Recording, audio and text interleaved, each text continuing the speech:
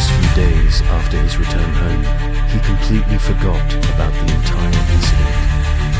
However, on the morning of April 14th, Chris called Sammy in a panic, saying that he had been kept awake all night by the sound of whispering voices coming from somewhere inside his home, though he could not find the source.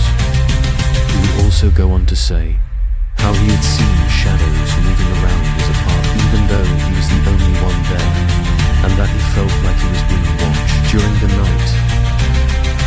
This conversation would be the first of 3 frantic phone calls that Chris would make to Sammy over the next few days. On the 16th, he called to tell her that something had attacked him. During the night, he had woken to find himself paralyzed, being throttled by unseen hands. The attack was particularly intense and violent, the force of it lifting him off his mattress before releasing him and throwing him back onto his bed.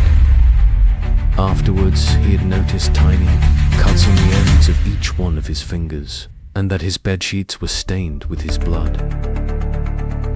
This instance would prove to be too much, and on the morning after, he visited a religious bookstore called Evangel Incorporated.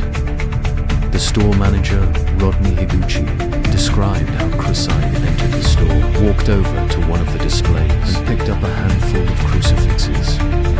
Mr. Higuchi asked him how he intended to use them, and Chris told him what he believed to be the truth of the matter, that he was being attacked by paranormal entities, and that he needed to defend himself. Rodney assisted as best he could, and recommended a number of books on the subject of fighting witchcraft. Between his visits to the bookstore and his calls to concerned friends, Chris had begun but determined to fend off whatever mysterious forces had been tormenting him, and by the afternoon of the 16th, the battle lines had been drawn. He had placed a number of crucifixes around his home, which were interspersed with candles, and he had poured lines of salt along the extremities of each room, leaving small piles in each corner. He had also written notes on methods of combating evil spirits, which were scattered throughout his apartment.